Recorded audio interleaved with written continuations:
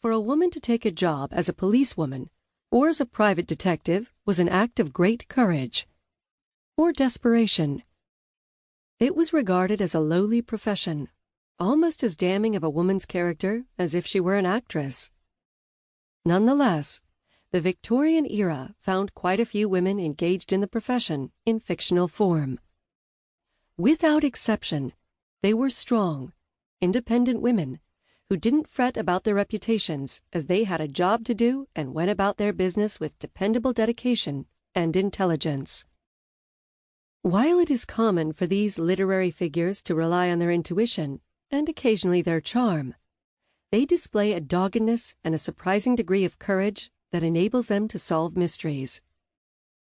Charging into the 20th century, it became more common for female characters, both detectives and criminals, to engage in their respective activities more for sport and entertainment than out of necessity. And nowhere is this more in evidence than in the pulp magazines. America tried to deny alcohol to its people, but it gave women the vote, which changed a wide spectrum of attitudes and practical elements of daily life. Women's hemlines and haircuts became shorter. They wanted to drink and smoke, just as men did. And women took as much freedom and license in the Roaring Twenties as their male counterparts. Sure, a few women in the pages of the popular magazines who were working as private detectives or reporters had positions intended to make them assistants or Girl Fridays. But there they were, in front of the situation, usually smarter than their bosses, often bailing them out of difficult situations, and, while often proclaiming their fear, equally as feisty and fearless as their sidekicks. Just as that social revolution of the 1920s changed women's roles in real life, as well as in fiction, the upheavals of the 1960s and 1970s, specifically the feminist movement, also had a profound and inevitable effect on women in the world of detective fiction, both as authors and as characters.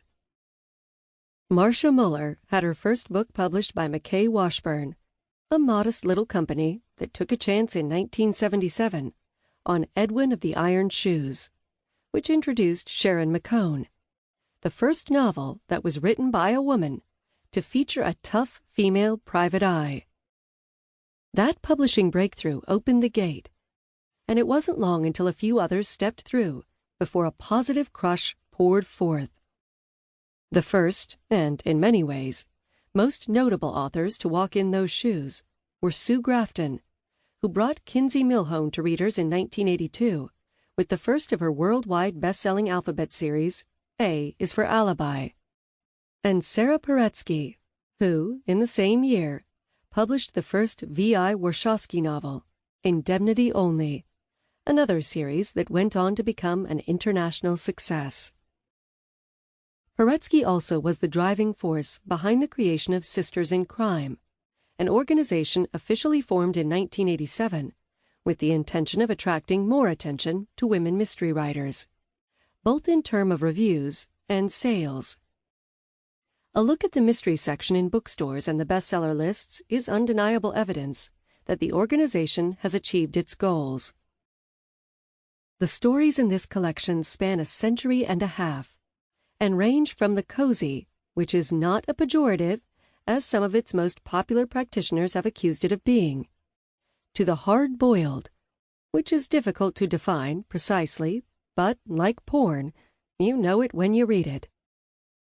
They are the distillation of a lifetime of reading, as well as publishing, editing, and retailing, and were selected for a variety of reasons, not the least of which was historical significance.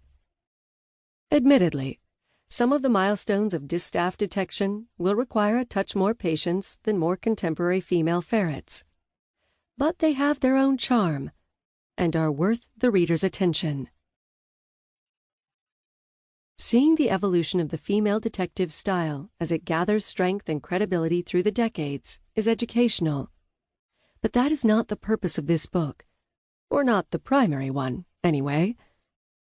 The writers whose work fills these pages are the best of their time, and their stories are among the high points of detective fiction that may be read with no greater agenda.